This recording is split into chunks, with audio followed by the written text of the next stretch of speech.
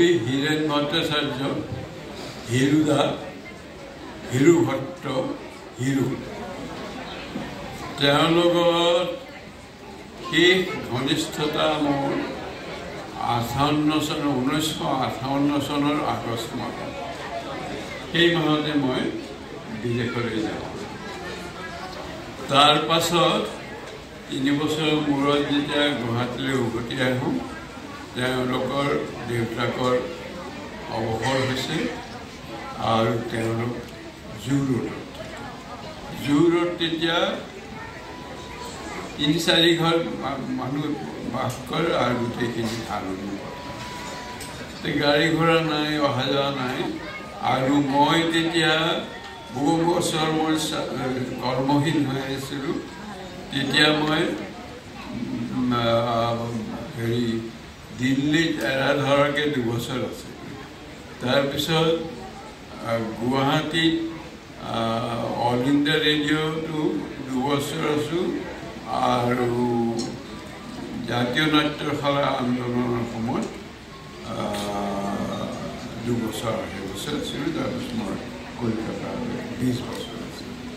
গতিকে হিৰুৰ লগত মোৰ তেতিয়া কোনো সম্বন্ধ নাই। প্ৰথম এদিন লগ পালোঁ আমাৰ নিশি উজাগৰ নামৰ টেলিফিল্মৰ প্ৰদৰ্শনৰ পাছত কমল নাৰায়ণ শৰ্মাৰ ঘৰত। তাৰ বহুদিনৰ পাছত তেতিয়া মই একেবাৰে গুৱাহাটীত পূৰ্ণভাৱে উভতি আহিছোঁ। তেতিয়া হিৰু লগ আছিল অতুলানন্দ গোস্বামী, বেণু মিশ্ৰ, IPTৰ অনিল দাস আৰু এজন শ্বিলঙৰ পৰা মানুহ মাজে মাজে আহিছিল।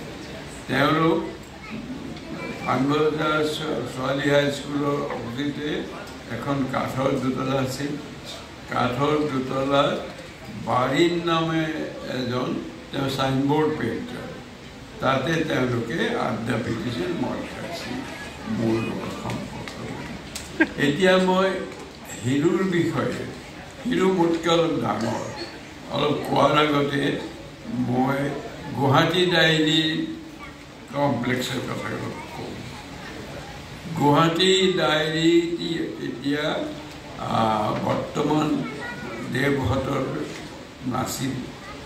গুৱাহাটী ডায়েৰী তেতিয়া ভাড়াত আছিল। মালিক আছিল ডায়েৰীৰ গলিত থকা BND পৰিয়ালৰ এটা ফৈদৰ ঘৰ। তেওঁৰ নাম সুশীল বেনাৰ্জী। সুশীল বেনাৰ্জী ভাড়া দিছিলে গুৱাহাটী ডায়েৰী, ইপিনে ৰয়েছ কোম্পানী ডাঙৰ দোকান আৰু মাজত এটা সৰু চাহ কফিৰ দোকান, লগতে এখন কিতাপৰ দোকান। তাতে আহিছিল। তাতে সকলো বাওঁপন্থী বা সমৰ্থক, কিছু খেলুৱৈ, IPTৰ অনিল দাস, এইবিলাক আড্ডা পিটিছিল। আৰু বেছিভাগেই বাহিৰত আছিল। বাহিৰত মানে ফুটপাথ বুলি কথা নাছিল তেতিয়া। বাহিৰত ৰাস্তাৰ ওপৰতে যিমানখিনি পাৰে জুম পাতি আছিল। তাতে কেতিয়াবা সুদক্ষিণা শৰ্মা আহে, কেতিয়াবা তেওঁলোকৰ ভাই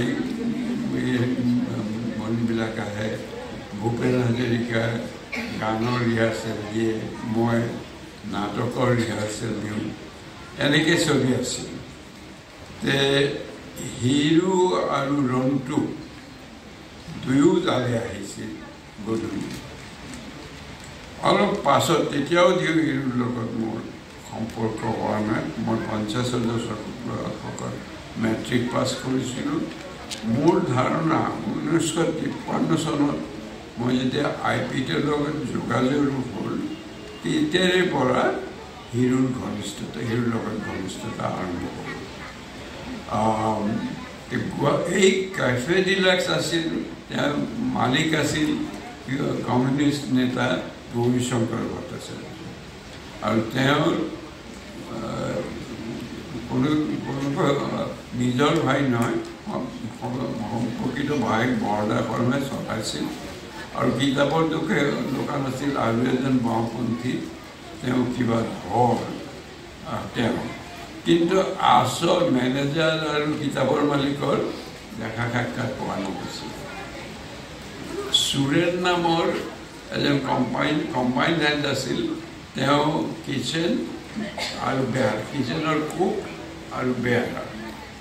আৰু কিতাপ বিক্ৰী হ'লে বা চাহৰ দাম দিবলৈ হ'লে সুৰেনক মতা হয়। চিৰণত বৰদাত গুচি যায় বেডমিণ্টন খেলিবলৈ, আৰু এওঁ ধৰ ক'লৈ যায় ক'ব তেওঁ পুলিচে যে সন্মুখত দুটা বাই ভনীৰ লগত একেলগে সংক্ৰাম কৰিছিল, গতিকে তেওঁ পাত্তাই নাছিল।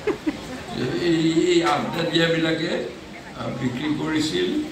আৰু তেতিয়া ইংৰাজী ক'বলৈ খুব ভয়, আৰু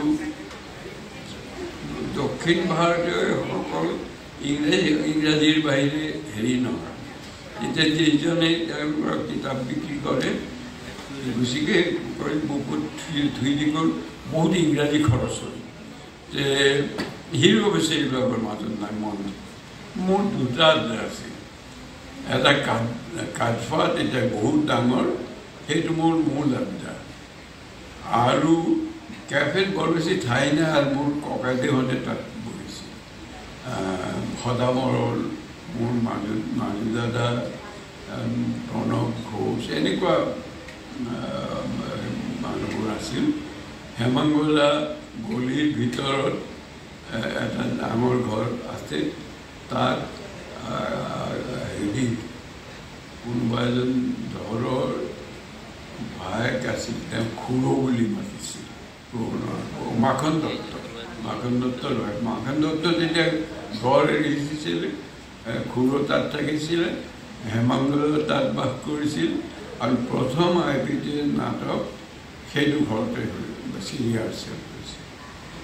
যি কি নহওক, মোৰ ধাৰণা হিৰোৰ লগত 1953 চনৰ পৰা 58 চনলৈকে প্ৰতি গধূলি তেতিয়া ডিলাইট নামৰ চপ কাটলেটৰ ৰেষ্টুৰেণ্ট, এতিয়া কলপতৰু, তাত আমি বহিছিলোঁ। হিৰো ৰনটো একেলগে ওলাই আহে। ৰনটো যে সৰু, আগতে আমি বুজা নাছিলোঁ, আনকি তেওঁলোক যে অসমীয়া তাকো বুজা নাছিলোঁ। চবেই ভাবিছিল তেওঁলোক বঙালী। ইমান ভাল বাংলা তেওঁলোকে কৈছিল, বিশেষকৈ হিন্দী। তাৰপিছত জনগণ নহয়, তেওঁলোক অসমীয়া।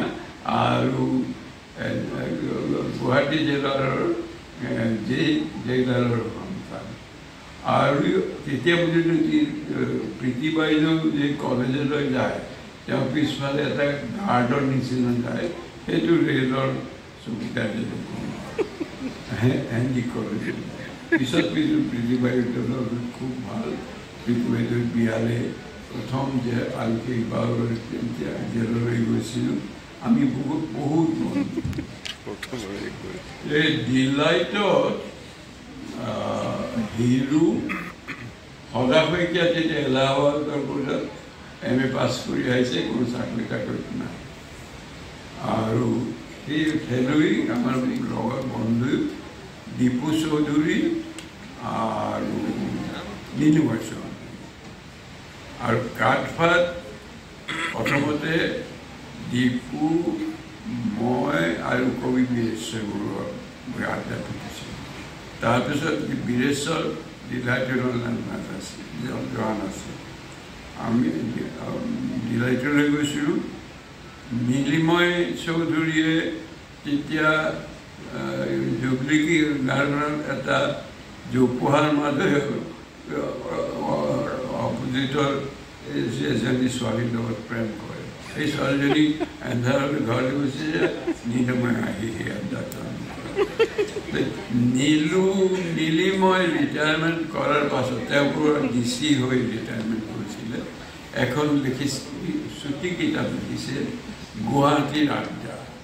তেওঁ কৈছে 1962 বছৰ পৰা মই লিখোঁ, তেতিয়া অসমৰ ল'ৰা কলিকতালৈ পঢ়িবলৈ নাযায়, তেওঁলোকে দিল্লীলৈ যায় আৰু সেইবোৰ মানুহে আড্ডা কাক কয় নাজানে। তো নীলিমই কৈছিল দীপু আৰু মই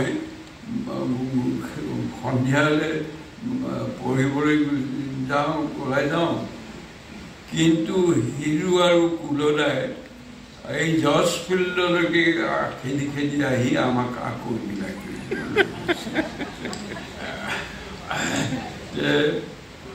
হিৰু হ'ল কি ইমান মানে বুদ্ধি মানে বিভাগত সৰস্বতী সদায় এটা গল্প লৈ আহিব, সেইটো সাজি লৈ আহে নে সঁচা ধৰিব নোৱাৰে। এদিন আহিলে আৰু তেতিয়া তেওঁ বি বৰুৱা কলেজত BA পঢ়ে, ৰাতি বি বৰুৱা কলেজত ৰাতি হৈছিল, তেওঁ সেই BA পাছ কৰা নাই।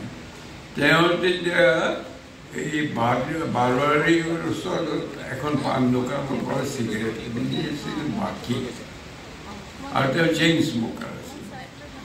যেতিয়া দেওবাৰ হয় তেওঁ সেই বাৰোৱাৰীলৈকে খোজকাঢ়ি আহি বাকী চিগাৰেট কিনে আকৌ খোজকাঢ়ি জেললৈ যায়। তাৰপাছত এদিন হিৰু অলপ দিন চাংচাৰীত, তেতিয়া চুতীয়াপাৰা বুলি কৈছিলে, চাংচাৰীত কোনোবা এখন স্কুলত মাষ্টৰী কৰিছিল। আছাম ট্ৰিবিউনৰ কাকতৰ সম্পাদক সতীশ কাকতি তেওঁৰ লগত হিৰুৰ বাটত দেখা।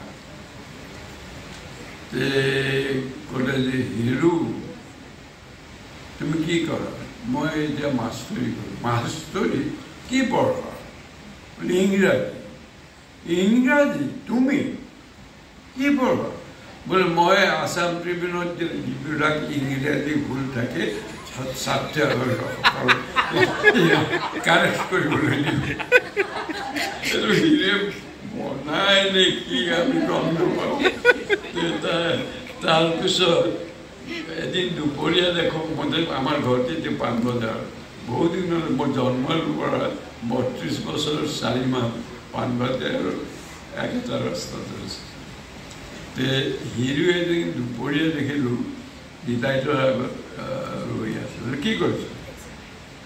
বোলে হেৰি মুচিয়া বিচাৰিছে। বোলে ইয়াত ক'ত মুচিব? এই লক্ষীমপুৰৰ সন্মুখৰ আহঁত গছৰ তলত পাব। বোলে নহয়, মুচিয়াৰ বিচাৰিছোঁ আচলতে মোক নাপিত লাগে, চুলি কাটিব লাগে। মুচিয়াৰ বিচাৰে নাপিত পাম, নাপিত বিচাৰে নাপিত নাপায়।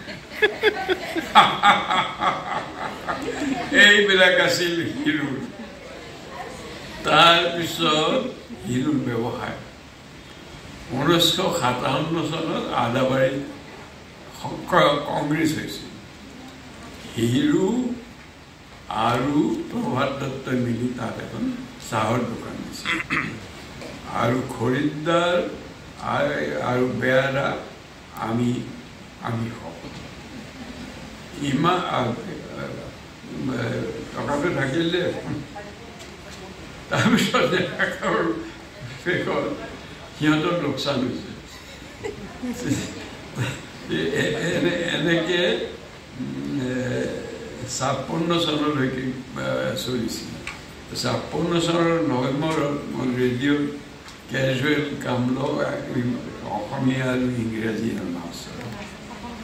এদিন 58 চনৰ ফেব্ৰুৱাৰী মাহত ৰাতি মই অকলে ডিউটি, মই ভাবিছোঁ যে মই ইয়াত কি কৰিছোঁ? তাত হিৰুহঁত আড্ডা পিটি আছে আৰু মই ইয়াত অকলে অকলে কি ঘণ্টাদাৰ কৰিছোঁ। পিছদিনাই গৈ ৰেজিগনেশ্যন দি দিলোঁ। ৰেজিগনেশ্যন দি চিধা গধূলি ডিলাইট। সেই ডিলাইটৰ হৈ থাকোঁতে 58 চনৰ আগষ্টত মই বিদেশলৈ যাওঁ, আৰু বাকীখিনি মই ইতিমধ্যে কৈছোঁ। এইটো হ'ল হিৰুৰ আড্ডাৰ কথা।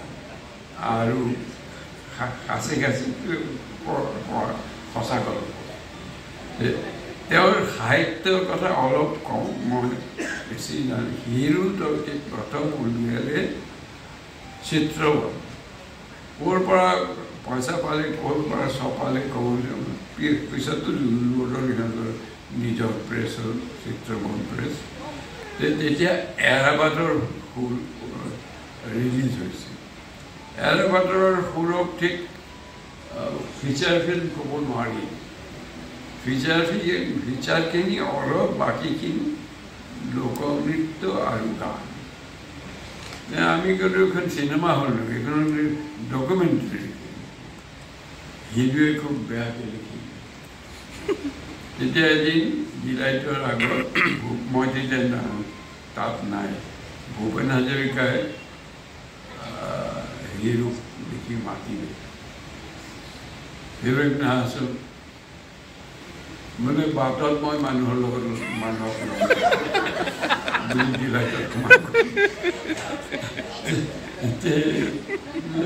তাৰপিছত চিত্ৰবনত দেখিলোঁ মই হিৰোৰ অসাধাৰণ গদ্য হিৰো পিছলৈ গদ্য কিয় নিলিখা হ'ল মই নাজানো বিলাতৰ পৰা আহি মই যেতিয়া ৰেডিঅ'ত চাকৰি কৰোঁ গেটৰ উল্টা পিনে ৰেডিঅ' ৰাখোঁ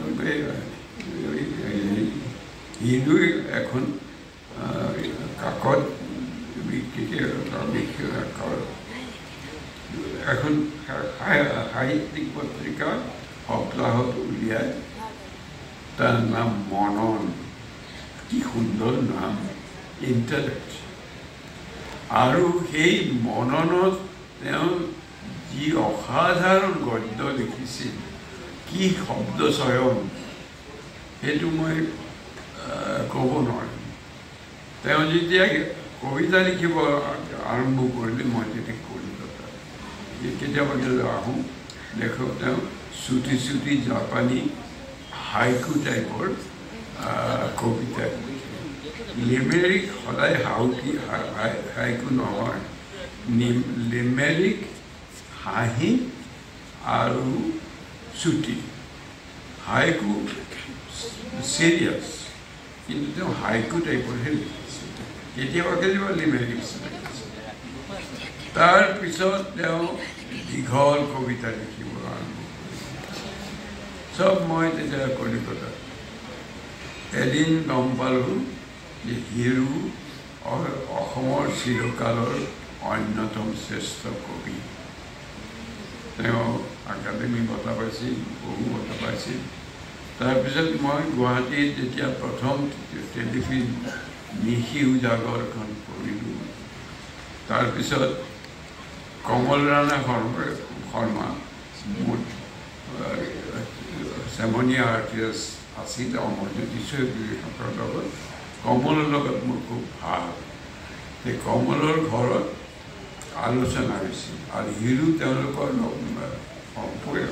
সম্পৰ্কীয় হিৰোৱে তেতিয়া কৈছিল নিশি উজাগৰ নামটো ভুল হৈছে এইটো হ'ব লাগিছিল নিশি উজাগৰি অৰুণ শৰ্মা এইটো মনা নাছিলে কিন্তু আজিকালি বুজি পাওঁ বহু দিনৰ পৰা উপলব্ধি কৰিছিলোঁ হিৰো সঁচা আছিল হয় নিশি উজাগৰি হ'ব নহ'লে উজাগৰি নিশা হ'ব সেইটো এতিয়া আৰু শুধৰাবৰ উপায় নাই তাৰপিছত হিৰোক খুব কম লগ পাওঁ এটা সময়ত দেখিলোঁ আৰু হিৰোটো চেইন স্মকাৰ আছিল কৈছোঁ এটা সময়ত দেখিলোঁ হিৰোৱে চিগাৰেট এৰি দিছে আৰু সিখন হাঁপানি বেমাৰ কথা ক'ব নোৱাৰে সেই হিৰোক লগ পালোঁ নমস্কাৰ